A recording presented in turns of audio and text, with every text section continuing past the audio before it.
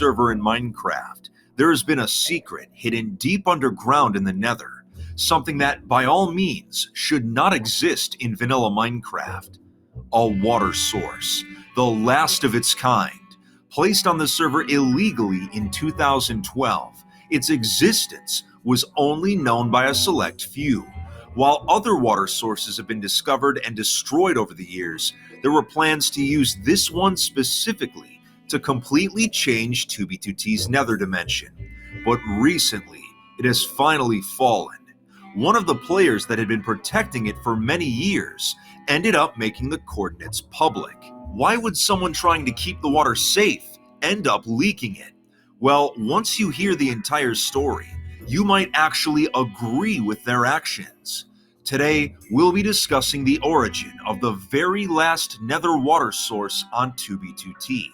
We'll explain where it came from, how it was rediscovered after many years, the methods players used to protect it, and how it would eventually meet its tragic demise. Now, before we dive in today, I'd like to thank Honey for sponsoring today's video. Online shopping is meant to be easy, so why is finding coupon codes that actually work so hard? With Honey, it doesn't have to be. Honey is the free online shopping tool that helps you find promo codes and applies them to your shopping cart automatically. When you're checking out on websites for things like food delivery or online shopping, a little box will drop down. Click Apply Coupons and it scans the internet for promo codes, and boom, you just saved money. Online shopping is still at record highs, so it's a great time to look for deals. Honey supports over 30,000 stores online. If you don't want to waste money, make sure to get Honey. It doesn't cost anything, finds coupons with a click, and also works with PayPal and Venmo. It's legit. Get Honey for free at joinhoney.com/FitMC. That's joinhoney.com/FitMC. Now then, let's get started. So where did the last water source come from? Well, much like other ones we've covered in the past, the earliest record of players placing them was 2012. Anyone that had backdoor access to the server was able to give themselves water source blocks directly, bypassing the need for a bucket and preventing the water from evaporating. Some notable players to use this method were Pop Bob, Police Mike, and Harblax, among a few others. The creator of this specific source, though, is unknown, but whoever it was definitely trying to keep it a secret. They put it deep underground and completely covered it with netherrack.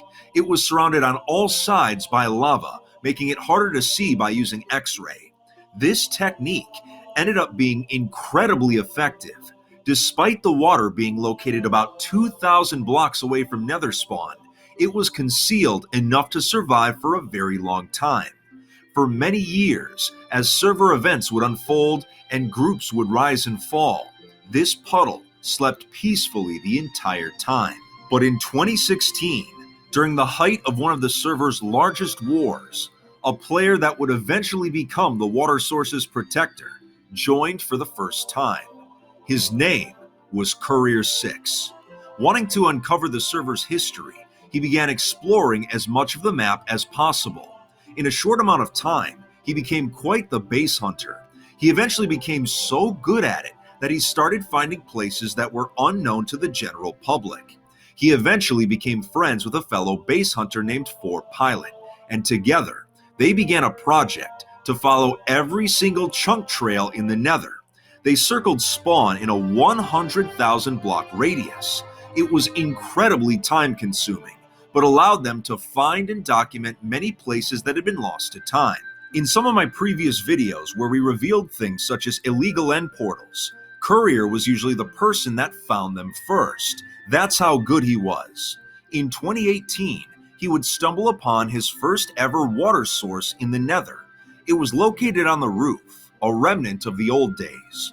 Going directly onto the Nether roof was no longer possible due to server plugins, so there was not much he could do but admire it. He kept the location a secret and wondered if there were other water sources as well. Since his ability to find the most secretive places on the entire server had earned him much respect in the community, players would often come to him with information and data that helped with his exploration.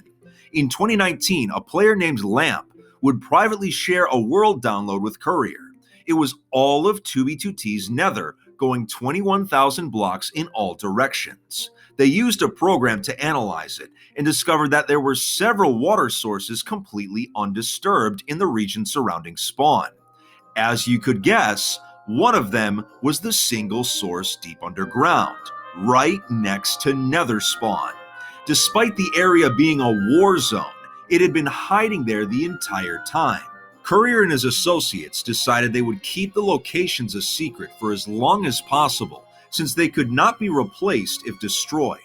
They also wanted to use one of them to eventually flood Nether spawn with a giant cube, as once the server updated, water mechanics would allow them to do this with just a single source.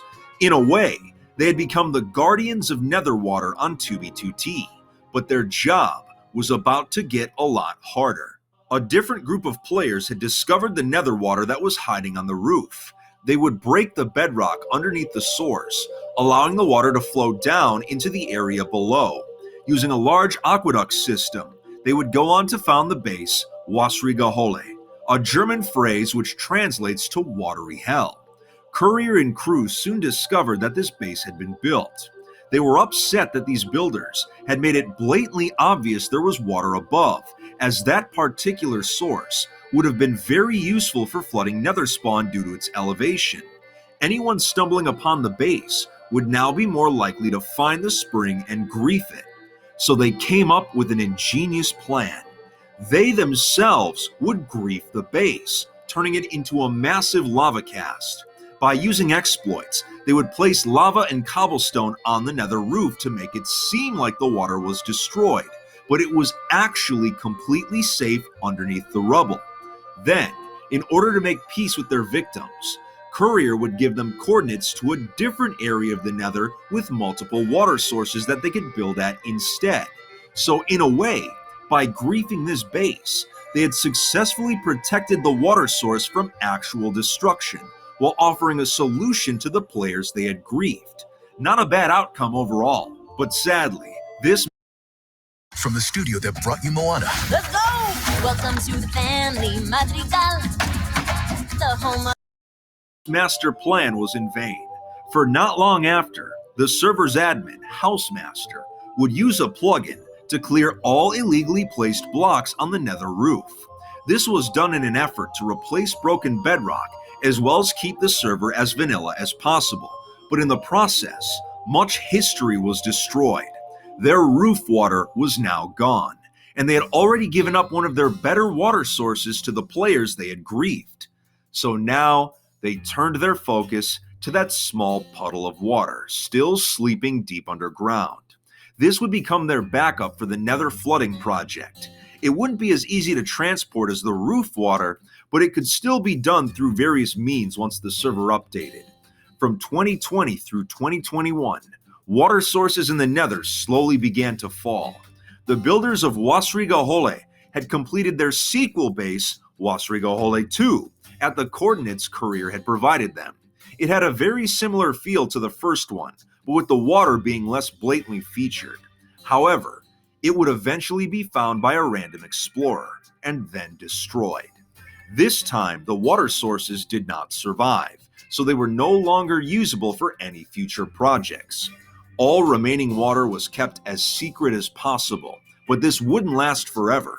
As world downloads of 2b2t's Nether became more available, water sources had become easier for the general public to track down, if they were looking for them. The server's update to the modern versions, which could have saved the Nether water sources, continued to get pushed back.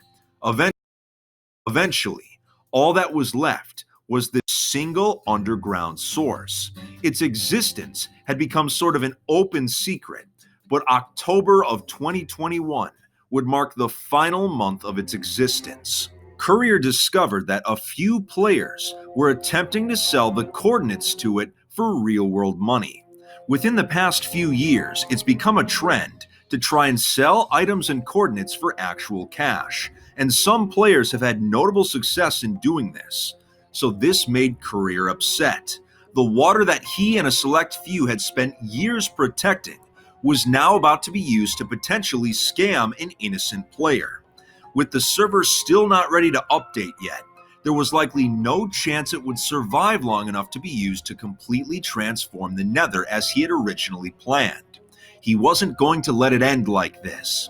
He decided to do something that he never thought he would do. He leaked it. He posted the coordinates publicly and invited anyone to come see it. The first players to show up were surprisingly not griefers, but explorers. They turned the single source into a small oasis. After 9 years of sitting buried in Netherrack, only 2,000 blocks from the server's most dangerous location, the water finally had its time to shine and was free for everyone to see. But eventually, a griefer would show up and use a bucket to take the water for himself. Almost a decade of history turned into an indistinguishable item in a matter of seconds. To make things tragically ironic, he would then attempt to sell the bucket for real-world money. But no one was interested. All he was left with was a useless pail of H2O. And thus, the era of water in the Nether was seemingly brought to its end. This was the last publicly known water source. While it's possible there could be others out there, as time goes on, it becomes increasingly unlikely. But I would love to be wrong about this. If there truly is one still out there, we can only hope it can survive long enough to meet 2b2t's latest update, where the new water mechanics would allow it to spread, with an entire dimension potentially being transformed. As the original guardian of the water, do you think Courier was justified in his actions? Let me know down in the comments, and you better be hitting that like and subscribe button. But that's it for today, so take it easy, Fit Fam, and stay alive.